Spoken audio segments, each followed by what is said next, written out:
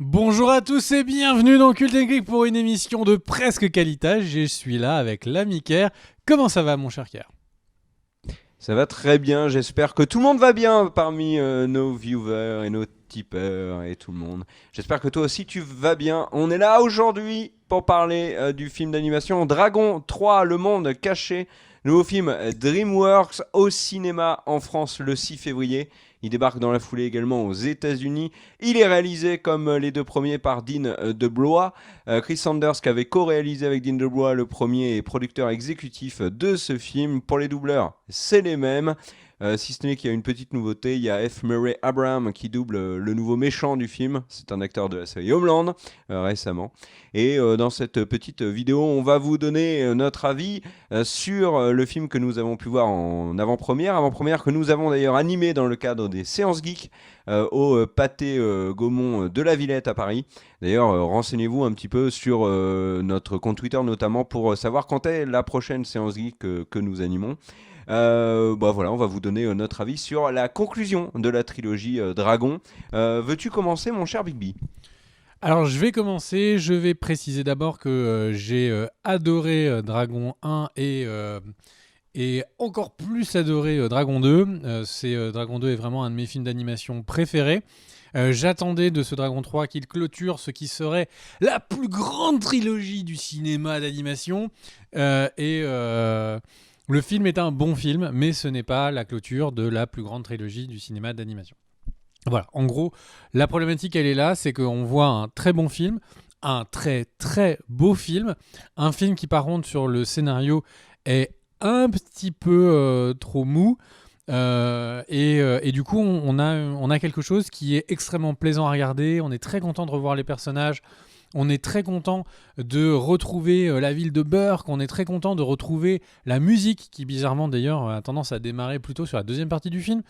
On a vraiment l'impression que on est en train de remettre ses pieds dans ses petits chaussons. Tout est confortable, tout est agréable. C'est un super dimanche matin avec des croissants qui nous étaient amenés au lit. Mais malheureusement, la femme de notre vie n'est pas dans le lit avec nous et il y a quelque chose qui manque. C'est un peu ça. En gros, il manque la magie. Et la magie, je trouve qu'elle se retrouvait dans l'histoire et dans l'animation. Dans l'animation, elle est là.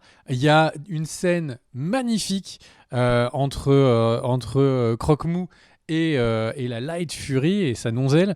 Et en fait, donc, quand ils font la parade amoureuse, la scène est extrêmement réussie. Ça pourrait être un court-métrage en soi, que ça en serait vraiment, c'est plein de poésie, c'est magnifique. Par contre, bah, comme je disais, l'histoire est décevante en gros au début, au milieu, à la fin.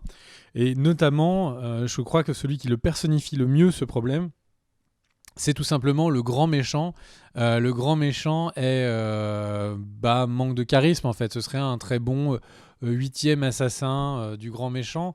Là, c'est vraiment quelqu'un qui est trop simple, trop simpliste, pas charismatique du tout. Vraiment, je trouve que le méchant est loupé. Il est pas, c'est pas catastrophique, hein, c'est plutôt loupé. Et du coup, je trouve que le film manque d'un souffle. Et quand on voit que dans Dragon 2, il y avait des combats entre des alphas, c'était des dragons qui faisaient la taille d'une montagne, que c'était déjà plus gros que dans le 1, on s'imaginait à ce que dans le 3, il se passe quelque chose de magnifiquement grand et épique. Ne vous y attendez pas du tout. Vous ne l'aurez pas. Et c'est un peu dommage, voilà. Mais est-ce que vous verrez quelque chose qui sera très joli? Est-ce que vous verrez quelque chose qui est vraiment dans l'esprit de ce que vous avez pu voir des premiers dragons? La réponse est oui et oui, plein de magie, oui.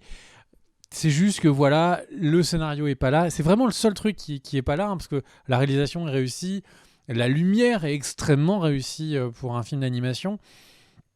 Il y a vraiment quelque chose d'incroyable et je parlerai d'un point technique juste après sur la manière dont ils ont fait les images avant que l'ami Kerr donne son avis.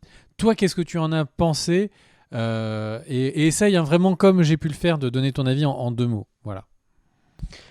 Alors, mon avis sur ce Dragon 3, je te rejoins sur beaucoup de points. La première, le premier point, et là où par contre je suis enfin, je te rejoins pas totalement, c'est que pour moi, Dragon, avec cette conclusion, devient, je pense, avec Toy Story, on va dire, la plus grande trilogie de l'animation américaine, parce que le 1 était très très réussi, le 2 est une merveille, et on est, et je pense que vous l'avez compris sur la chaîne, de grands amoureux de la franchise Dragon, en tout cas au cinéma, et ce 3 était très très attendu.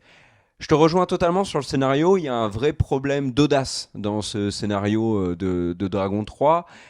L'audace, c'est ce qui avait fait que le premier avait marqué les esprits, notamment par la décision d'amputer Harold, le fait que ce soit Harold qui blesse Croque-Mou, etc.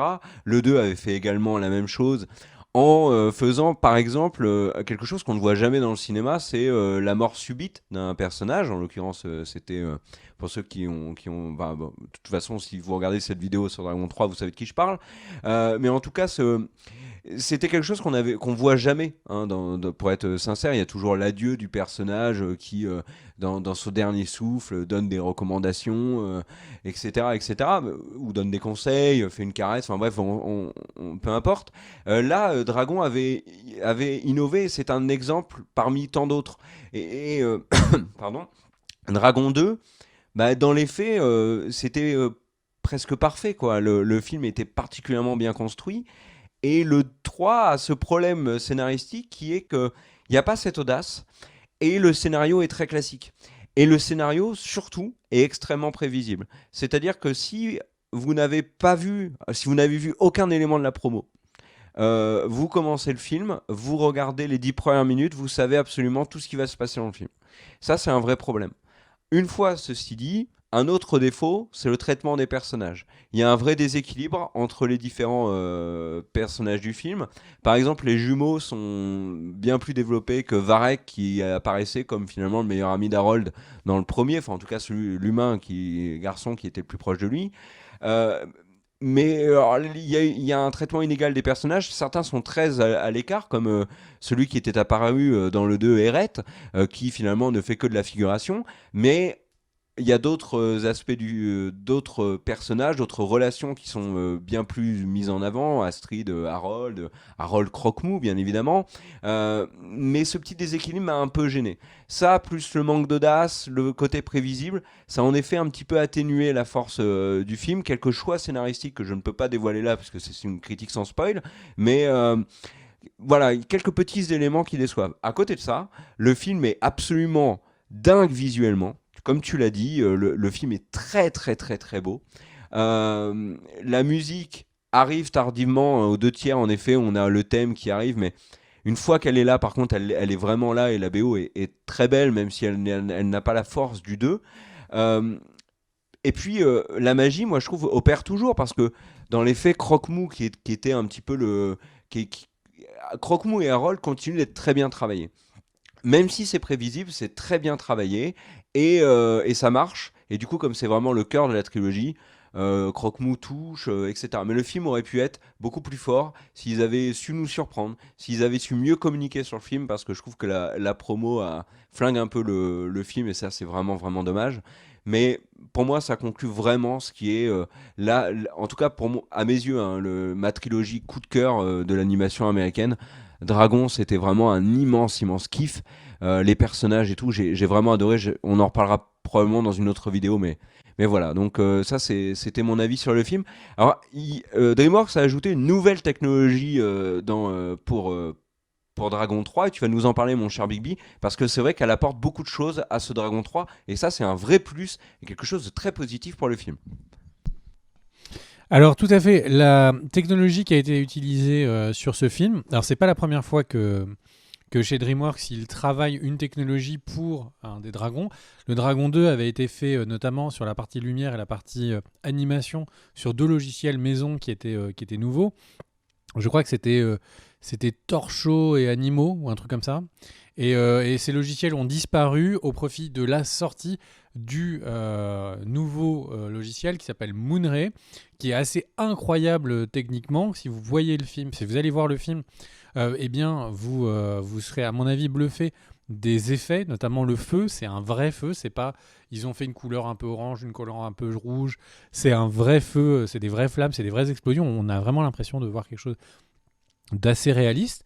Et en fait, le truc, c'est que ils ont carrément pu, du coup, quand ils faisaient des scènes où, par exemple, il y a une scène où on se balade dans Burke, et ben, cette scène, il y a carrément tout Burke qui a dû être reconstruit. Ils ont construit le nombre de clous qu'il y avait dans la maison de Harold.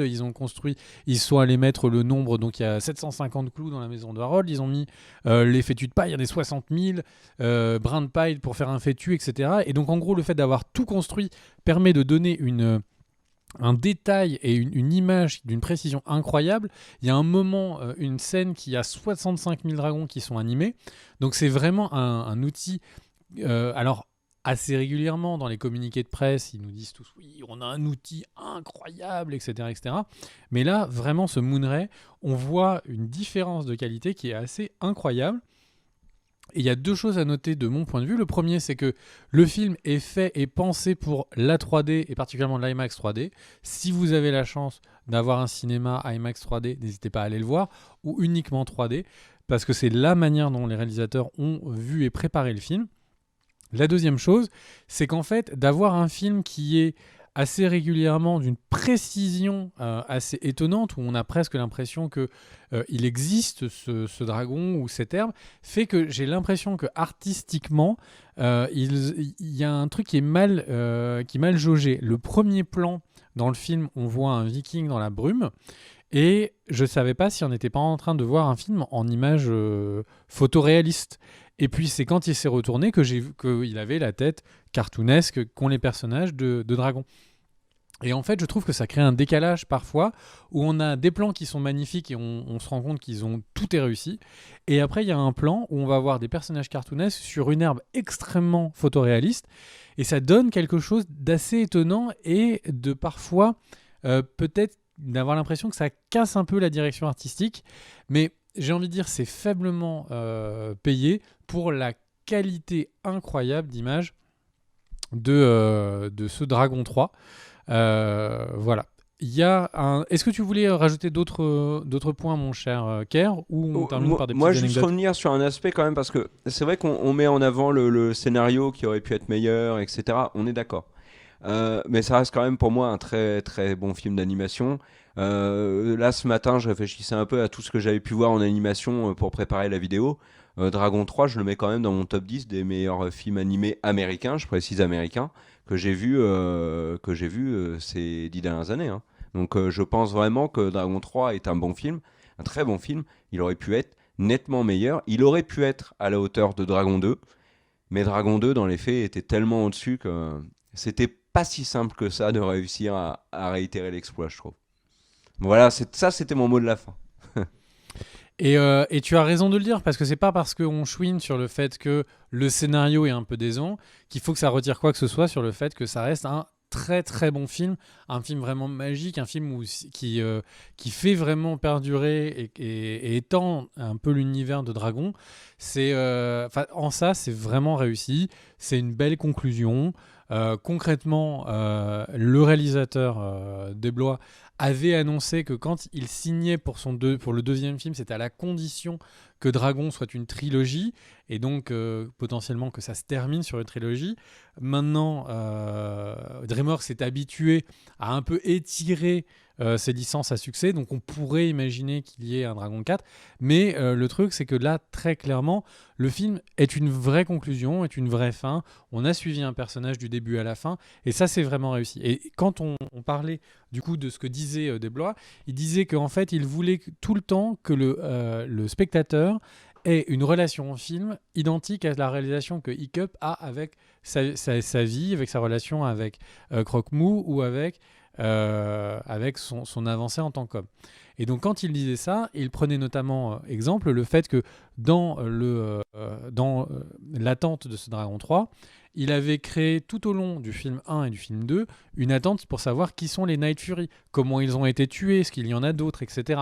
Et qu'en fait Hiccup se pose ces questions et que le spectateur se pose ces questions et qu'il a les réponses au même moment qu'Hiccup sur le 3. De la même manière qu'en fait sur le premier film, qui était un film qui était basé vraiment sur un film classique de 3 axes, 3 histoires, où on avait l'histoire avec Croque-Mou, l'histoire avec le père et l'histoire d'amour avec Astrid. Et en fait, on avait vraiment, sur le 2, on avait quelque chose d'assez similaire. C'est pas le père, c'est la relation avec la mère.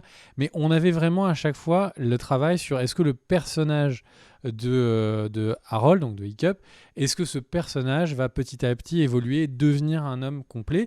C'est un personnage qui en plus part avec ils prennent des risques énormes, DreamWorks. Bon, c'est le premier héros adolescent chez DreamWorks, mais c'est aussi un personnage qui est handicapé, ça c'est très très rare, il perd une jambe, et donc on a un personnage qui démarre sa vie, qui démarre sa trilogie en ayant un handicap, en étant le fils du grand stoïque, et en fait les films, le 2, il devient un leader, le 3 est vraiment le film où tout est mis en place pour qu'il devienne enfin un homme qui se suffise à lui-même. Et je trouve que l'évolution de ce personnage est vraiment réussie. Et en ça, c'est une trilogie qu'on sent pas commerciale, parce qu'on sent que l'histoire, vraiment le scénariste Desblois, qui n'était pas seul, mais c'est Desblois qui a fait le suivi sur toute la trilogie, Desblois a vraiment réussi à écrire son histoire sur 3 films. Et ça, c'est vraiment une réussite. Et on ne peut pas le retirer. Les remarques sont des remarques ponctuelles sur le méchant est un peu décevant, l'histoire est un peu prévisible, mais ça n'enlève rien à la qualité de cette trilogie. Voilà, j'avais envie de clôturer un peu sur ça. Si tu ne veux rien rajouter, mon cher Kerr, j'ai envie de dire passons au revoir. Et oui, on vous dit à tous un grand merci. On remercie chaleureusement les tipeurs qui nous aident énormément et qui font que la chaîne survit. Il n'y aurait pas de vidéo cette semaine si vous avez envie. Il n'y aurait pas de vidéo cette semaine s'il n'y avait pas eu Tipeee. Donc vraiment merci à tous ceux qui donnent régulièrement. C'est clairement une aide. On a pu faire un live ce samedi grâce à ça. YouTube est une petite source de revenus. Tipeee est ce qui permet de garder la chaîne stable. Et donc merci à tous les tipeurs. On a le lien en description. Merci à tous ces gens-là qui du coup aident la chaîne. Le truc qui est important aussi, bien évidemment, le pouce vers le haut, les commentaires, vous le savez. Ça aide aussi beaucoup la chaîne. Donc dites-nous ce que vous avez pensé de Dragon 3 si vous l'avez vu, et puis aussi ce que vous pensez de Dragon 1 et de Dragon 2, parce que nous on est vraiment vraiment très très très amoureux de Dragon, et notamment du 2. Donc partagez avec nous votre avis sur le film. Voilà, j'ai envie de vous dire au revoir, et puis c'est tout. Des bisous, à très vite, ciao ciao.